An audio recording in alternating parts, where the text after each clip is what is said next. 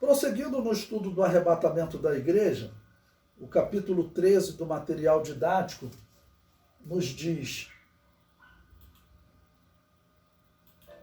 semelhanças entre o arrebatamento e a vinda de Cristo em glória.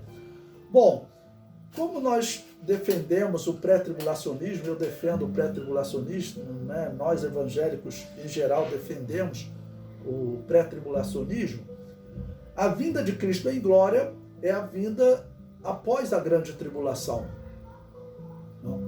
Então eu vou agora nos dois tópicos seguintes, vou falar de semelhanças e diferenças entre o arrebatamento e a vinda de Cristo em glória, ou seja, entre a primeira fase e a segunda fase da segunda vinda de Cristo. A primeira vinda de Cristo foi quando ele esteve na terra, ok? Morreu, ressuscitou.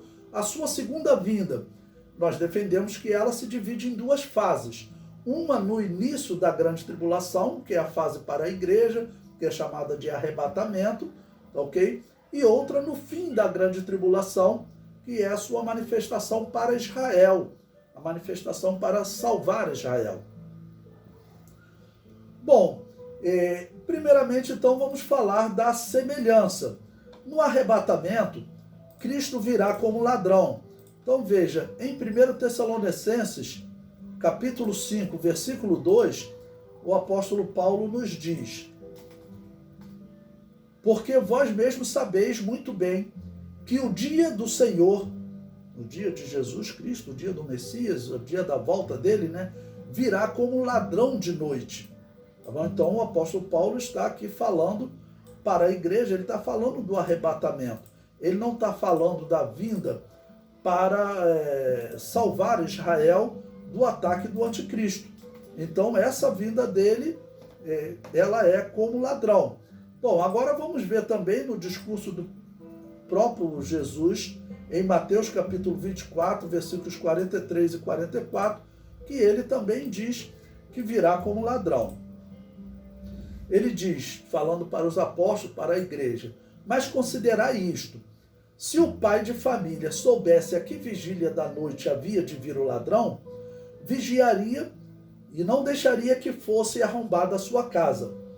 Por isso, estai vós apercebidos também, porque o Filho do Homem há de vir a hora em que não penseis. Então o que Jesus está dizendo é, o momento da vinda, o momento em que a igreja estará dispersa em termos de interpretação, né, da sua volta, isso aí falando em geral no mundo. Vão ter sempre aquelas pessoas, claro, os cristãos autênticos, que estarão atentos. Eu acredito até que o Espírito Santo vai agir de uma maneira especial próximo ao arrebatamento da igreja, né?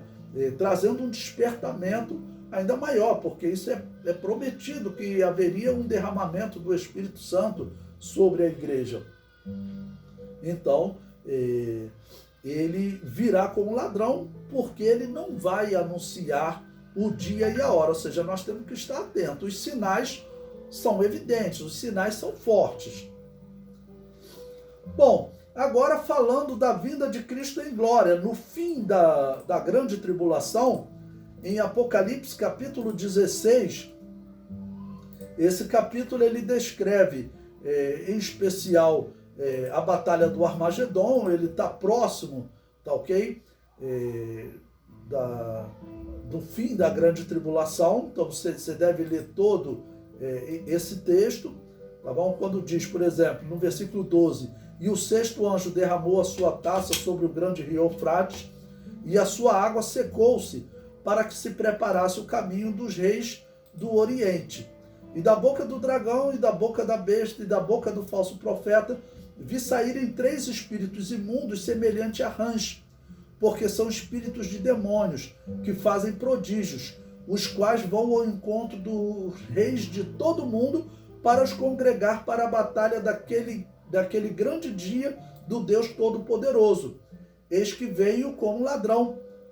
Bem-aventurado aquele que vigia e guarda as suas vestes, para que não ande nu, e não veja as suas vergonhas. Jesus está aqui falando para quem? Para Israel.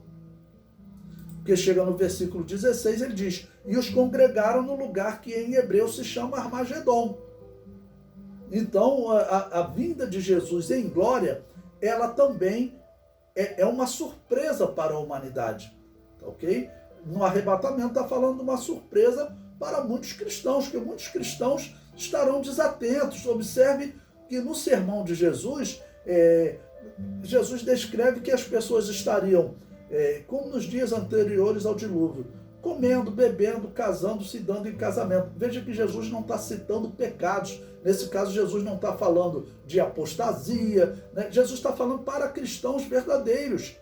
Eles estarão se ocupando com essa vida, ou seja, comer, beber, né? Se alimentar, ter o seu trabalho, a sua formação para poder se alimentar sua família, para poder ter um casamento, uma casa, sustentar uma família, ou seja, estão fazendo coisas naturais e estão esquecendo a profecia. Isso está acontecendo no mundo hoje? Está acontecendo, até porque está entrando no nosso meio uma teologia que tem origem na Igreja Católica, que tem origem na Babilônia Apocalíptica. E os reformados, que é um grupo que tentou reformar a Babilônia Apocalíptica, os reformados, o que eles fizeram? Eles mantiveram muitas das doutrinas da Babilônia Apocalíptica, continuaram batizando criança, continuaram seguindo aquela interpretação da predestinação da Babilônia Apocalíptica e desacreditando no arrebatamento da igreja e também desacreditando na Bíblia. Essa teologia das igrejas reformadas está entrando nas Assembleias de Deus e as Assembleias de Deus hoje já tem pessoas desacreditando no arrebatamento pré-tribulacionista, que sempre foi defendido pela igreja cristã, pela Assembleia de Deus, tá ok? Então, esse momento é um momento que nós vemos se cumprindo essas palavras de Jesus. O Filho do Homem vem no momento em que a igreja não estará esperando.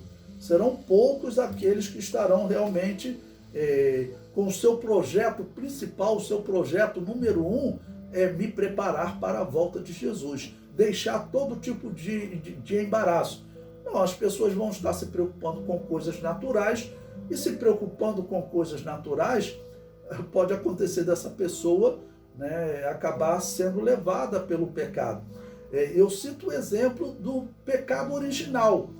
Observe, quando você lê o livro de Gênesis, eu digo que Eva pecou antes dela comer da árvore da ciência do bem e do mal.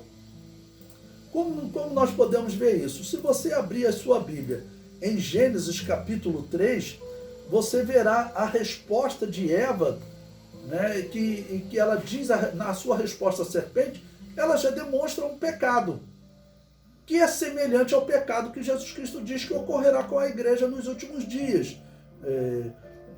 deixando Jesus Cristo em segundo plano. Foi isso que Eva fez. Observe, Gênesis capítulo 3, versículo 1. Ora, a serpente era mais astuta que todas as alimárias do campo que Yahvé Elohim tinha feito. E esta disse à mulher, é assim que Elohim disse, não comereis de toda a árvore do jardim? Observe agora a resposta da mulher. Disse a mulher à serpente, do fruto das árvores do jardim comeremos, mas do fruto da árvore que está no meio do jardim. Deus não havia dito para não comer da árvore que estava no meio do jardim. A árvore que estava no meio do jardim era a árvore da vida. Está bem claro quando Deus falou para Adão. A árvore da vida no meio do jardim, Deus criou outras árvores. Mas aqui Eva diz que não podia comer da árvore no meio do jardim. E ela prossegue, disse Deus, não comereis dele, nem nele tocareis para que não morrais. Não vou nem falar do não tocar, Deus não falou nada de não tocar, mas o foco aqui é o seguinte, Eva disse que não podia comer da árvore que estava no meio do jardim. Qual a árvore que estava no meio do jardim? Era a árvore da vida. Mas Eva, por algum motivo, ela passou a considerar a árvore da ciência do bem e do mal como sendo aquela que estava no meio do jardim. Tanto que ela pega dessa árvore, que no conceito dela está no meio do jardim, e come. Ou seja, ela pega da árvore da ciência do bem e do mal e come. Porque Eva considerava que a árvore da ciência do bem e do mal estava no meio do jardim. Bom, não temos como responder isso com precisão, mas em algum momento ela passou a considerar a árvore da ciência do bem e do mal como sendo a mais importante do jardim. E por isso ela diz que essa árvore estava no meio do jardim. Então, quando Eva passou a considerar a árvore da ciência do bem e do mal como estando no meio do jardim, sendo a mais importante, ela desprezou a árvore da vida. E quem era simbolizado na árvore da vida? É Jesus. Por isso que a árvore da vida é dito que ela está na praça da Nova Jerusalém, simbolizando Jesus, que dá saúde para as nações. Então Eva deixou Jesus em segundo plano, no símbolo, a árvore da vida. E Jesus diz que nos dias anteriores ao arrebatamento, a igreja estará considerando ele em segundo plano, ou seja, o primeiro plano será comer, beber, casar e dar-se em casamento. E assim, muitos serão surpreendidos naquele dia. Então, nós vimos aí uma semelhança entre o arrebatamento e a vinda de Cristo em glória. Nos dois casos, será uma surpresa a vinda de Jesus. Se é uma surpresa, nós devemos deixar de lado a busca de uma certeza de um ano, mês, dia e hora. Devemos apenas olhar para as profecias e como nós podemos observar pelas profecias, está chegando a hora, Jesus está próximo.